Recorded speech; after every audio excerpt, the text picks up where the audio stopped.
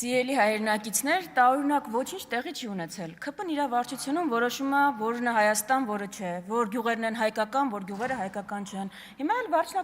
վարչության հերթական նիստում որոշել են Հայաստանի քաղաքացիներից ովքեր իրավունք ունեն քվեարկելու, ովքեր չէ։ Ու եկել են այստեղ Կիկոսի մահ են բեմադրում։ Ինչ Հայաստանի բանակում ծառայության մասին եք խոսում, ինչ այլ պարտականությունից խուսափելու մասին եք խոսում, Հայաստանի քաղաքացիների մասին եք խոսում։ Դուք ուզում եք Հայաստանի քաղաքացիների մի մասին զրկել քվեարկելու իրավունքից։ Այն Հայաստանի քաղաքացին, ով պարտավորություն ունի բանակում ծառայելու, ով հարկ էր վճարում, այն Հայաստանի քաղաքացին, ով այստեղ ունի պարտավորություններ։ Դուք պարտավորությունների ծավալը իր չեք փոխում,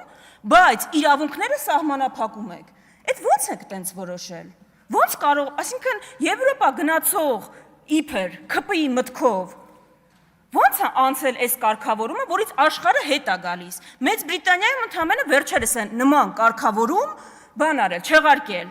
Շատ մեծ հարց է Ռուսաստանից այստեղ ժամանածները իրականում ում օգտին են քվեարկել։ Շատ մեծ հարց է, բայց դա ոչ ոքի իրավունք չի տալի Հայաստանի Հանրապետության քաղաքացիների իրավունքները սահմանափակել։ Բայց դուք շատ անկեղծ եք, իսկապես եմ ասում։ Տիմ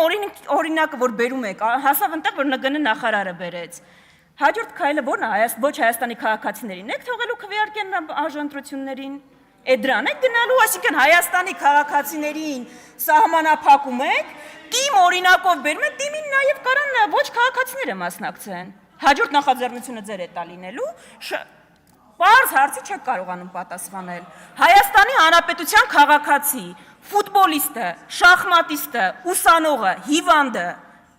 մարդ, որ առողջական խնդիր ունի, ինչի պիտի չկարողանա մասնակցել ընտրություններին, որովհետև ՔՊ-ն տենց է որոշել։ Ես հորդորում եմ ձեզ ավելի անկեղծ լինել, հաջորդ օրենսդրական նախաձեռնությունը բերել, որով կսահմանվի, որ Հայաստանի Հանրապետության քաղաքացին մենակ ՔՊ-ի օգտին կարա քվեարկի, դա ավելի անկեղծ կլիներ։ Կրկնվում եք, այդ միտքը հնչել էր արդեն։